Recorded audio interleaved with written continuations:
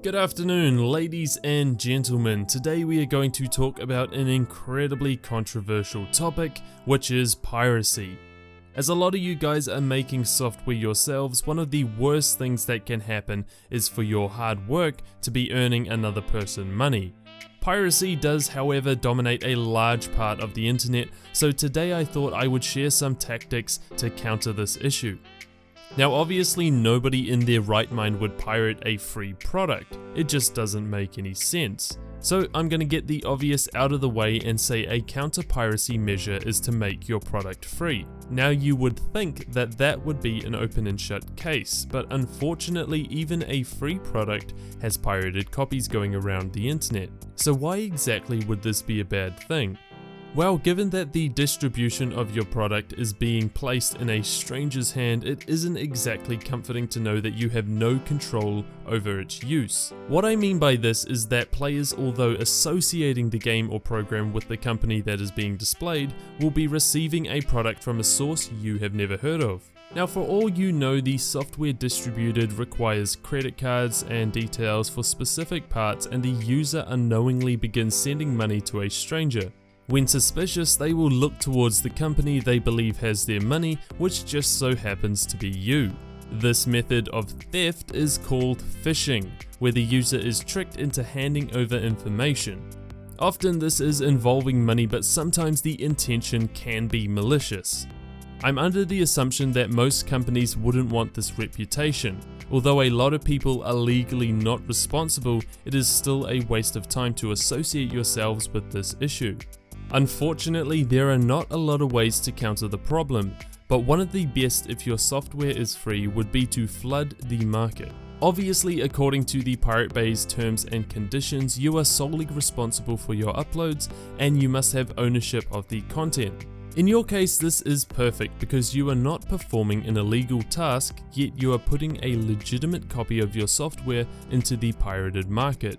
Another way to stop people from searching for a pirated copy is to make the price of your content apparent. A lot of reasons why people look for pirated content is because they cannot afford the retail price. Having free software but not advertising it as free is often where the confusion comes from. Making it extremely transparent is the key to people clicking your ad rather than immediately searching for illegal copies. If you are planning on selling your software for a price, then it is important to understand why we pirate. If anyone watching this has pirated software before, although it is taboo to admit, I'm sure this includes a lot of you. You will understand why we do it. It all grinds down to availability. This includes the price, but more commonly the country. Often software is country specific, and if it isn't available at retail, then it usually is on torrenting websites. People are often unaware of the damage, but it isn't always their fault. We often stereotype China for having a high rate of piracy. Stereotypes usually stem from observation, and traveling the markets of Beijing, you'll notice the loose laws they have. So why would a company sell a product at retail in China if a neighboring store had a cheaper version? So making the assumption based on statistics and laws of the country will often stop the product owner making any distribution to that country. The citizens wanting the product may not have it available, and as a result they will find a way to acquire it. When it comes to the price of the product being too high, I'd like to draw attention to Steam. Steam is the living embodiment of anti-piracy, as games are becoming cheaper and cheaper, with some obvious exceptions. One of the coolest parts of discovering Steam was finding out that the games I wanted were on a Steam sale and had been cut by 90%. Obviously in this case, an official release with a 90% discount is better than a free illegitimate copy. So naturally I bought them. Now some of you out there are thinking that the company is at a great loss selling their game for 10% of its value. But if you watch Steam sales, this happens all the time. How can they afford it? Well, to simplify the theory, look at how humans act. We often want something purely because another person has it. In this case, the day after I got the game, I had a fangirl moment with a friend. He then wanted to make a purchase when he got home, but the Steam sale had ended. I have great respect for Steam because of how it tempts people into making a purchase. You see, my friend had not wanted to buy the game when he saw the price, but immediately changed his mind when he saw the notification of me playing. Steam's befriending system is even in the interest of marketing. Knowing that one or more of your mates are playing the same game tempts you into wanting to play. Obviously, that friend has other friends who see the same notification, and the chain reaction can often lead to a game success. In the context of piracy, this is what stops piracy: the knowledge that a cheap legitimate copy is better than a free pirated one. Keeping your software's price fluctuating and offering deals all the time is what will make your product sell in this manner. So the next one is a final method that I heard to be effective, but it relies on your software's quality. You see, there are people in the pirated industry that just choose not to pay for anything. Fair enough, software is expensive, but it is costing you as a developer, and you cannot have this happening. Since you have full control over the updates, the release copy, and basically the entire suite, you can use this to your advantage. Imagine you are playing a game, The Deadly Tunnels of Spiders, and by level 5 you are hooked to the story, the characters, the environment, and there is a set of armor that is available for a large grinding session. You spend 6 hours fighting and gathering ingredients whilst drinking some Dr. Pepper, and after you make your way through the snowy mountain, you finally get this old man that takes forever to talk, but you desperately want this armor. You have been playing for 12 hours straight at this point, and you are so close. You are about to enter the room of treasure that reads the words, "Remember me?" But before you do, you make a quick save and enter. The game crashes. Dun dun dun. Fair enough, games sometimes crash. Luckily you saved before you enter the dungeon. Upon rerunning the game, you get spawned back to where you started. You check your saves and there is nothing. You check online to find how to fix the problem and there is nothing. Although angry at the idea you have just wasted 12 hours of your life, you are still curious to see the ending. You try searching for a video and nothing.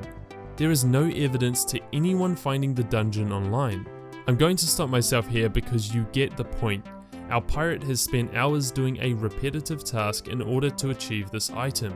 The game looks the same, it starts the same, and basically holds a few features from your Steam release. But the key component is that there is no way to complete the game.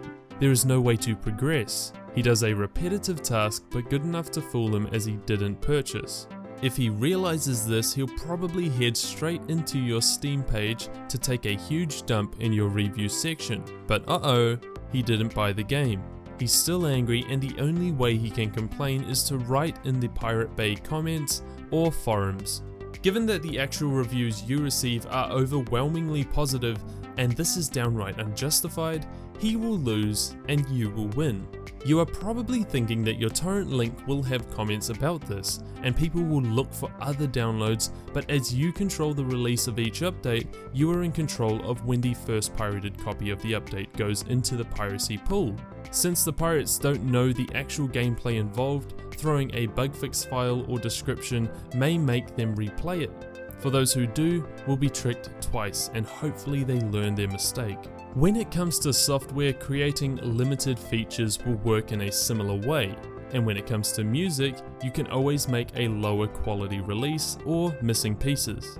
The idea of this is not to destroy the lives of the pirates, but to explain that you experience less problems having simply purchased the product. I do not believe in the spread of viruses and trojans being an equal opposite to piracy.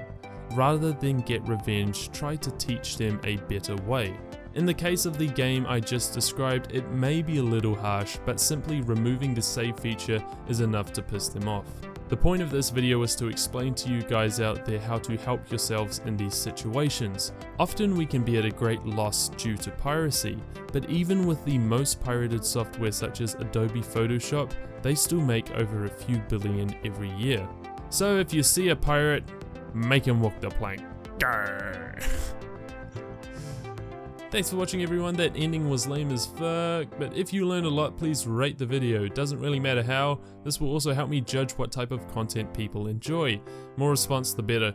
If you have any topics in mind, comment that schnitzel and I'll try my best to get a video on it. Have a good day and I'll see you next time.